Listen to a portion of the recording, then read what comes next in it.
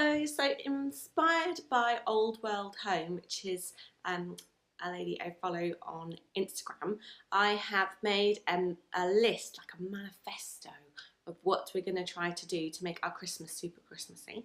So I've got it on my phone here, and she divided her list into categories, and I took those categories and I sort of made them more our way. So I've got a game plan. So I've broken it into a list of things to do, things to bake, things to decorate or make. She said decorate, but I know I'm going to be making other things. Things to give, and then I also added food for like the food that is important to everyone that we have over the Christmas period, not necessarily just Christmas dinner. So on the do list, we've got going to a panto. We're probably going to do that between Christmas and New Year, so it'll be a gift to the children as part of their Christmas present. We want to do some carol singing. I'm going to a friend whose husband is the vicar at church, and we're going to go to the carol singing there where she's in the choir. My husband really wanted to play board games because my 9-year-old's got really into Monopoly, and my husband also wrote a walk on Christmas Day, but bearing in mind we're visiting 2 lots of family, I'm not sure whether that's going to happen, but we will go for some walks over that week between Christmas and New Year. And then I wrote, I want to make gingerbread stars. A Yule log is what we have instead of a Christmas cake, because we don't like Christmas cake in general.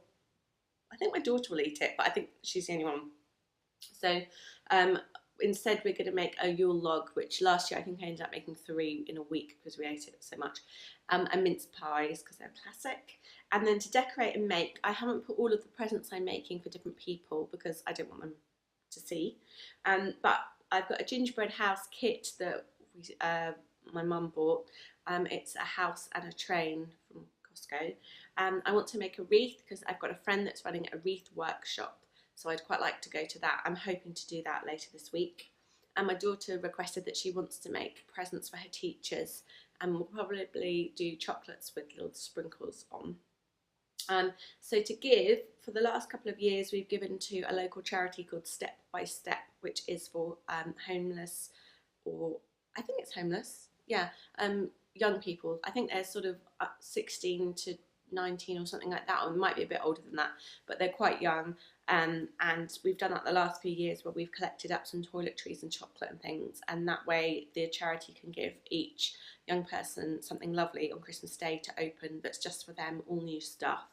So what I usually do is go through my present cupboard and see if there's any presents that I've had in there for a while that I've not given to anyone for whatever reason, and if I think that something would be suitable for that age group, I'll donate it. And then I'll take my daughter to a supermarket or a pound shop to select some things that she thinks that they would like, because obviously I'm so old I wouldn't know what a teenager would like, and her being 9, she's an expert.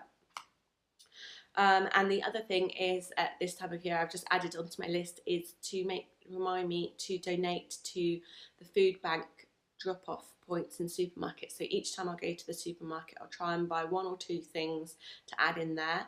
And I know not everyone is vegan, but I also know that just because you're using a food bank doesn't mean that you don't have lactose intolerance, for example. So I will probably buy things like dairy-free milk that I can put in there, so it's long life. Anyone could have it, but it's also going to be really good for people that have lactose intolerance. And then the food thing, I spoke to my husband about him. He wants pigs in blankets, which obviously I won't be eating.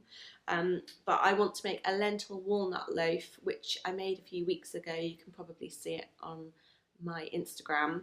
That was really good, and I'm going to make that to put alongside whatever my mom's cooking for Christmas dinner. And a pear and cranberry sauce, which I made with some fake lentil meatball things. I'm going to do the same with that. I'm going to make that and take it along. And then my husband's requested Christmas pudding because he's the only one that likes it, I think. And so I don't even think of making or buying Christmas pudding, but I'm going to. And then this way, I've got this list on here. We can add to it, we can change it, we can put lines through things, and then we can also keep it for the next year. So we've got a game plan, which is why it's our Christmas game plan. And the other thing I've got on my phone to help me get organised is my gift ideas, and I've written a list of all the things I want to make, and I put lines through the ones I've already made. so that if I wanted to do it the next year, or I wanted to look back and think, right, well, I did that last year, I want to do something different, I can do that too.